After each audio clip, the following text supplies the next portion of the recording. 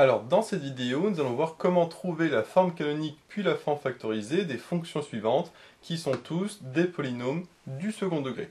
Dans cette vidéo, on va faire la méthode sans les formules qu'on avait vues dans le cours, c'est-à-dire petit a facteur de x moins alpha au carré plus bêta, et pour la forme factorisée a fois x moins x1 fois x moins x2. Ici, on va faire une méthode que l'on voit plutôt en seconde quand on n'a pas ces formules, parce qu'en seconde, généralement, on ne voit pas les formules, en tout cas de la forme factorisée. On voit parfois celle de la forme canonique, mais pas celle de la forme factorisée. Et donc, on va voir justement comment trouver la forme canonique et la forme factorisée ici, uniquement en utilisant des petites astuces.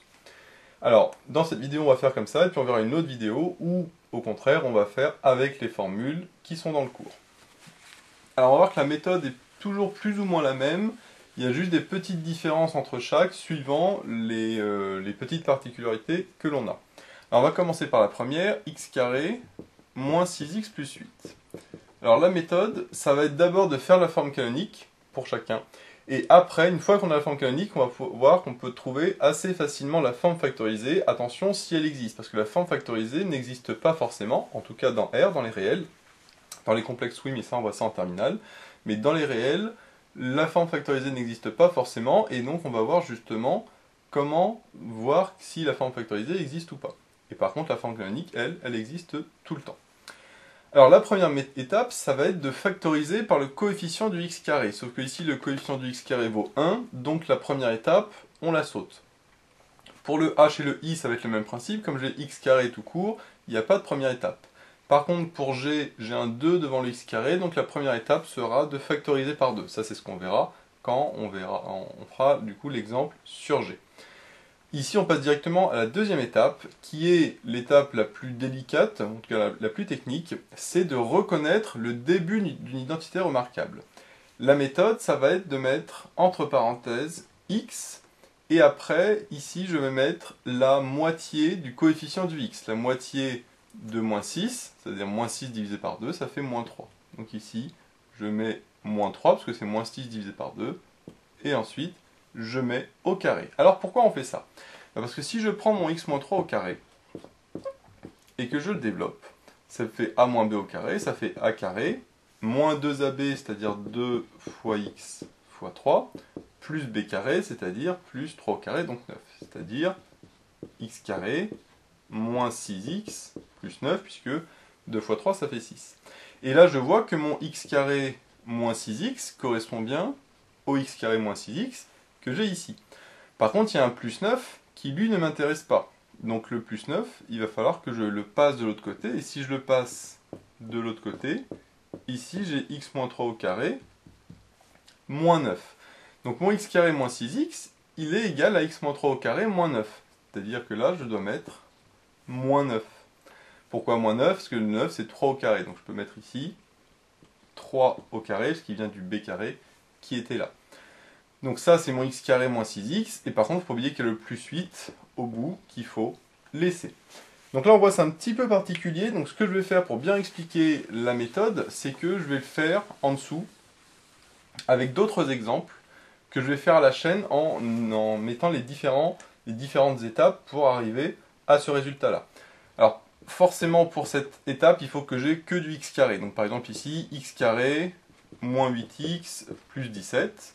Je peux aussi avoir x carré plus 14x moins 9 et un dernier x carré moins 5x plus 12. Voilà. Et on va faire toutes les étapes à chaque fois pour retrouver ça. Déjà, il faut que j'ai que du x carré. Si jamais j'avais un coefficient comme ici, il faut que je factorise. Mais là, je vais me concentrer sur le cas où j'ai que du x carré. Donc là, comme on dit, on va mettre entre parenthèses le x. Et après, on va mettre la moitié du coefficient du x. C'est-à-dire que là, c'est moins 8. La moitié de moins 8, c'est moins 4. Parce que moins 8 divisé par 2, ça fait moins 4. Là, j'ai plus 14. Plus 14 divisé par 2, ça me donne plus 7. Et là, moins 5. Moins 5 divisé par 2, ça ne se simplifie pas, ça reste 5 demi. Donc comme on le voit, c'est toujours la même méthode. On prend le chiffre devant le x, le coefficient du x, et on le divise par 2. Donc 14 divisé par 2 et moins 5 divisé par 2. On n'oublie pas de mettre le carré pour avoir l'identité remarquable, mais il faut compenser en mettant à chaque fois moins le chiffre qui est là au carré. Alors que le chiffre qu'il soit positif ou négatif, c'est-à-dire qu'il y ait plus ou moins ici, ça revient strictement au même, on mettra toujours moins, parce qu'à chaque fois, ce chiffre-là, c'est pour compenser le b carré qui n'apparaît pas à gauche. C'est-à-dire que là, je mets moins 4 au carré. Ici j'ai 7, donc je mets 7 au carré, et ici j'ai 5 demi, donc je mets 5 demi au carré. Et comme on le voit, peu importe que j'ai plus ou moins, je mets toujours le chiffre. Je ne prends pas en compte le plus ou le moins ici, ce sera toujours moins le chiffre qui est là, au carré. Et enfin, dernière étape, il ne faut pas que j'oublie de mettre la constante qui, elle, pour l'instant, n'est pas dans l'état remarquable. C'est-à-dire que là, j'ai le plus 17 qu'il faut que je laisse. Le moins 9, je le laisse aussi. Et le plus 12, je le laisse aussi. Voilà, donc comme on voit, c'est toujours les mêmes étapes. J'ai fait exprès de le faire sur 3 différents pour qu'on voit la similarité entre les différentes fonctions. Peu importe qu'on ait le chiffre plus ou moins ici, ça ne change rien. C'est toujours x moins, enfin x plus ou moins la moitié de ça, donc c'est un plus ou un moins. Je mets le carré, on compense en mettant moins le chiffre ici au carré. Et enfin, il ne faut pas oublier la constante que je rajoute, donc soit le plus 8, le plus 17, le moins 9 ou le plus 12. Donc voilà, ça c'est la deuxième étape, puisque la première étape il n'y en avait pas parce qu'il n'y a pas de coefficient du x carré. Cette deuxième étape, c'est la plus délicate, mais normalement avec tous ces exemples, vous ne devriez plus avoir de problème pour faire cette étape-là. Ensuite, je vais tout simplement regrouper les deux nombres que j'ai là. Donc 3 au carré, ça fait moins 9 plus 8. Et moins 9 plus 8, ça fait moins 1. Donc ça me donne x moins 3 au carré, moins 1. Et donc là, j'ai bien trouvé ma forme canonique, puisque la forme canonique, je rappelle que c'est petit a, facteur de x moins alpha au carré, plus bêta. Donc ici, j'ai le petit a qui vaut 1, le alpha qui vaut 3, et le bêta qui vaut moins 1, par identification. Une fois que j'ai trouvé cette forme canonique, je vais pouvoir passer à la deuxième étape, qui est de trouver la forme factorisée. Alors pour faire la forme factorisée, il suffit tout simplement de reconnaître ici a carré moins b carré, une autre identité remarquable. Le a carré, donc là j'ai le a qui vaut x moins 3, et b, en fait c'est 1, puisque 1 c'est comme 1 au carré, donc je peux très bien écrire, c'est x moins 3 au carré moins 1 au carré, ce qui me fait a carré moins b carré. Et donc j'applique la formule qui est a moins b fois a plus b, qu'on connaît depuis la troisième. Et donc après, je regroupe tout ça, moins 1, moins 3 ça fait moins 4, et moins 3 plus 1 ça fait moins 2, donc ça me donne x moins 2. Et on voit qu'en deux lignes, j'ai la forme factorisée à partir de la forme canonique. Alors si on veut vérifier que c'est bien bon, rien n'empêche de redévelopper et de vérifier que je trouve bien le polynôme du départ. Donc si je développe x fois x, ça fait x carré. Ici, ça me donne moins 2x, moins 4x, ça va me donner moins 6x, et moins 4 fois moins 2, ça va bien donner plus 8, donc du coup, ça veut dire que ça, c'est bien la forme factorisée. Donc voilà les différentes étapes à faire pour trouver la forme canonique, puis la forme factorisée. Comme on le voit, normalement, en 5 lignes, ça se fait, en tout cas pour les exemples les plus simples. Et s'il n'y a pas la première étape, qui est de factoriser par le coefficient dominant, qui est le coefficient du x carré. Alors les autres exemples qu'on va voir, ça va être plus ou moins la même chose, mais avec des petites difficultés supplémentaires. Le deuxième, c'était 2x carré moins 4x moins 6. Donc là, contrairement à tout à l'heure, on voit qu'il y a un coefficient devant le x carré, qui n'est pas 1, mais qui est 2. Et donc, il faut rajouter la première étape, qui est tout simplement de factoriser par ce chiffre-là. C'est-à-dire que je factorise tout simplement par 2. Et alors, je mets entre crochets pour ne pas confondre avec la parenthèse qui va venir par la suite. Donc si je mets 2 en facteur, le x carré, 2x carré ça me fait 2, moins 4x si je factorise par 2 ça me fait moins 2x, et moins 6 si je factorise par 2, ça me fait moins 3, parce que factoriser par 2 revient à diviser par 2, et donc si je développe, je retrouverai bien le truc de gauche. Et maintenant, je vois que dans mon crochet, je retombe sur un polynôme du second degré, mais avec le coefficient du x carré qui vaut 1. Donc là, je vais pouvoir réappliquer la méthode qu'on a vue précédemment et passer à la deuxième étape, c'est pour ça que c'est la deuxième étape, puisque la première étape consistait à faire ça. Par contre, ne pas oublier que maintenant, tout est dans le crochet, le 2 reste devant, c'est pour ça que j'ai mis un crochet, puisque si on applique la méthode de tout à l'heure, on va avoir une parenthèse qui va apparaître. Donc comme j'ai x carré moins 2x moins 3, si j'applique la méthode de tout à l'heure, je mets x, le moins 2, le coefficient de x, je le divise par 2, moins 2 sur 2, ça fait moins 1, je mets le carré, je compense en enlevant le chiffre au carré, donc ça fait 1 au carré, moins en tout cas ce chiffre-là au carré, et ne pas oublier de rajouter la constante qui est moins 3. Voilà, c'est exactement le même principe que tout à l'heure, donc je ne vais pas revenir dessus en détail.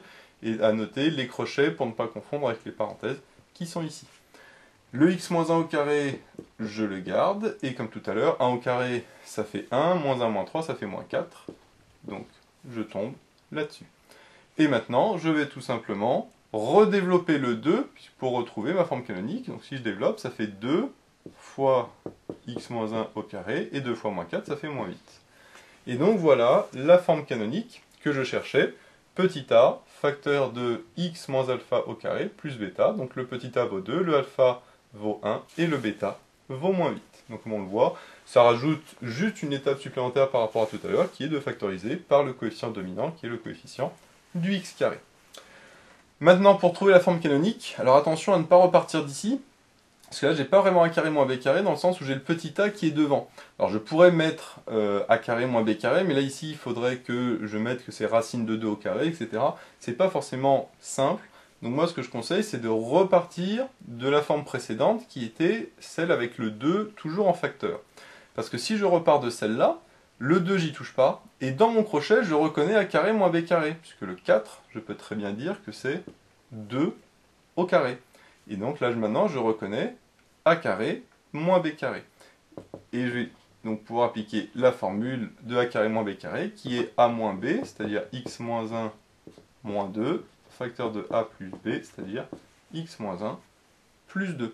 Alors je vais simplifier directement, moins 1 moins 2, ça fait moins 3, donc là je mets directement x moins 3, et moins 1 plus 2, ça fait 1, donc ça me donne x plus 1. Et donc voilà, la forme factorisée, les crochets ne servent plus à rien, puisqu'il n'y a que des produits. Et donc je retrouve directement la forme factorisée, comme on le voit en une seule étape, comme tout à l'heure, en faisant a carré moins b carré, et j'ai le petit a en facteur, et donc on retrouve la forme factorisée que l'on connaît dans le cours, qui est petit a, facteur de x moins x1, facteur de x moins x2. Donc comme on le voit, ici, la seule différence, c'était de rajouter l'étape supplémentaire de factoriser par le coefficient dominant, et à la fin, quand on fait la forme factorisée, ne pas repartir de la forme canonique, mais de la forme juste avant, avec le coefficient dominant en facteur. Donc voilà le cas le plus complet que l'on peut avoir, puisqu'il y a la première étape en plus par rapport à tout à l'heure, mais le fait d'avoir un x carré tout seul est un cas assez fréquent, donc il faut savoir le faire très rapidement. Ensuite, le troisième, c'était x carré moins 5x plus 2. Alors là, on se retrouve comme dans le premier cas avec le coefficient du x carré qui vaut 1, donc il n'y a pas la première étape qui consiste à factoriser. Je fais donc directement la deuxième étape. Ici j'ai x, le coefficient du x est moins 5, donc je divise par 2, ça fait moins 5 sur 2. Ça ne simplifie pas, je pourrais mettre 2,5 mais ça n'a pas d'intérêt. On n'oublie pas le carré, et on compense en enlevant ce nombre au carré, 5 demi au carré. Donc moins 5 demi au carré, sans oublier la parenthèse évidemment, puisque j'ai une fraction. Et le plus 2, ici on n'y touche pas, on le laisse. Comme d'habitude, je regroupe les deux nombres qui sont là. 5 demi au carré, je sais que c'est tout le monde qui est au carré, donc 5 au carré ça fait 25, 2 au carré ça fait 4. Et le plus 2, donc je vais le mettre directement sur 4, puisque ici j'avais 4, donc lui je vais le mettre sur 4, donc ce qui me donne 8 sur 4. Parce que 8 sur 4 ça fait 2. Maintenant je regroupe les deux fractions, moins 25 huitièmes plus moins 25 quarts, pardon, plus 8 quarts, ça fait moins 25 plus 8, ça fait moins 17, donc j'ai moins 17 quarts. Et donc voilà la forme factorisée, la forme canonique, pardon, que je retrouve, petit a qui vaut 1, facteur de x moins alpha au carré, plus bêta, avec le bêta qui vaut moins 17 quarts. Là, la petite différence par rapport à tout à l'heure, c'est qu'on a des fractions. Alors, c'est pas grand chose comme différence, mais on voit que c'est déjà un tout petit peu plus complexe, mais il n'y a pas non plus de grosses difficultés. Maintenant, pour la forme canonique, je reconnais comme tout à l'heure, a carré moins b carré. Alors attention, que ici, le carré, il faut prendre la racine de ça pour la mettre au carré. Or, si je fais racine de 17 quarts, ça va me donner racine de 17 sur racine de 4, le tout au carré. Sauf que racine de 4, ça fait 2. Et racine de 17, par contre, ça ne se simplifie pas. Donc, je laisse racine de 17 sur 2, le tout au carré. Si je mets au carré, je retrouve bien racine de 17 au carré, c'est-à-dire 17, le 2 au carré qui fait 4, donc je retrouve bien le 17 quarts que j'avais précédemment. Donc ça, c'est la petite difficulté supplémentaire, c'est que ici, contrairement à tout à l'heure, la racine ne se simplifie pas, et c'est parce que ce n'est pas un carré parfait, donc je suis obligé de laisser le racine de 17 demi. Mais par contre, ça ne change rien au fait que j'ai toujours a carré moins b carré. Donc je vais pouvoir appliquer la formule qui est a moins b facteur de a plus b moins 5 demi et plus racine de 17 sur 2. Donc voilà la petite différence par rapport à tout à l'heure. Alors je vais laisser comme ça parce que de toute façon le 5 et la racine de 17 ne se simplifient pas. Éventuellement on peut regrouper en une seule fraction. Ici ça n'a pas beaucoup d'intérêt donc je vais le laisser comme ça. Parce que le but c'était de trouver la forme factorisée. Là j'ai bien la forme factorisée. C'est-à-dire x moins 5 demi moins racine de 7 demi fois x moins 5 demi plus racine de 17 sur 2. Donc voilà la petite différence, c'est quand on a des fractions. On a souvent des fractions quand le coefficient ici est impair, puisque quand il est pair, comme je le divise par 2, ça va rester un nombre entier. Par contre, quand il est impair comme le 5, là, je ne vais pas avoir de nombre entier, et donc je vais avoir des fractions. Le dernier cas est un petit peu différent. Le début va être le même, c'est à la fin qu'il va y avoir une petite différence par rapport à tout à l'heure. Encore une fois, le coefficient de x carré c'est 1, donc pas de souci, je commence directement la deuxième étape, je mets mon x, le plus 4, je le divise par 2, ça fait 2 au carré. Pour compenser, j'enlève le chiffre au carré ici, donc moins 2 au carré, et j'oublie pas le plus 9 qui est là.